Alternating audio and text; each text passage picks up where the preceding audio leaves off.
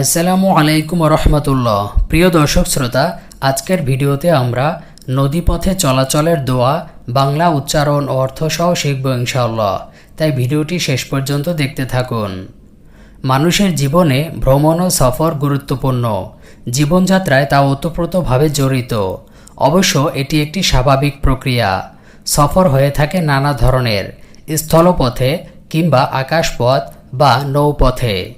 সেই হিসাবে যানবাহন, বিমান, হেলিকপ্টার কিংবা নৌযানে আরোহণ করতেই হয়। অবস্থা, সময় ও অর্থ বিবেচনায় মানুষ বিভিন্ন ধরনের যানবাহন ব্যবহার করে।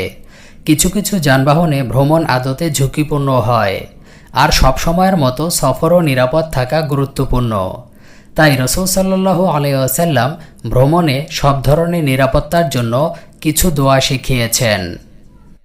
এখন আমরা জানব নৌযানে আরোহণের সময় যে দোয়াটি পড়বেন। নৌকা বা লঞ্চ কিংবা জাহাজ ইত্যাদিতে ভ্রমণের ক্ষেত্রে এই দোয়াটি পড়া অতি জরুরি।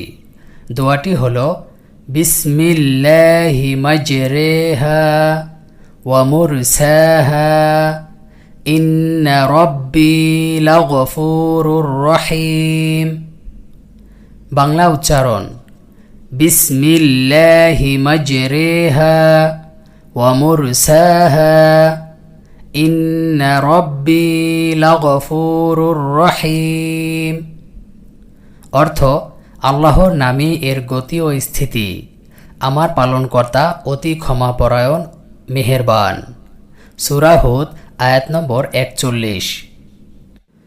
ইমাম জাসসাস রহমাতুল্লাহ বলেন, আল্লাহ তাআলা আমাদের নূহ আলাইহিস সালামের ভাষ্যে নৌযানে আরোহণের সময় এই আয়াতটি পড়ার শিক্ষা দিয়েছেন। প্রিয় দর্শক, এখন আমরা যানবাহনে আরোহণের সময় কয়েকটি গুরুত্বপূর্ণ সুন্নাত কাজ সম্পর্কে জেনে নেব।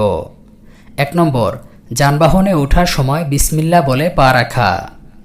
2 নম্বর, যানবাহনে ওঠার পর স্থির হলে বা বসার পর আলহামদুলিল্লাহ বলা, তারপর আরোহণের এই দোয়াটি পড়া। 3 নম্বর, দোয়া পড়ার পর 3 বার আলহামদুলিল্লাহ এবং 3 বার আল্লাহু আকবার বলা।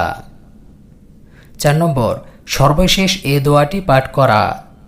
সুবহানাকা ইন্নী যালামতু নাফসি যুলমান কাসীরান ফাগফিরলি ইন্নাহু লা ইয়াগফিরুয যুনুবা ইল্লা আনতা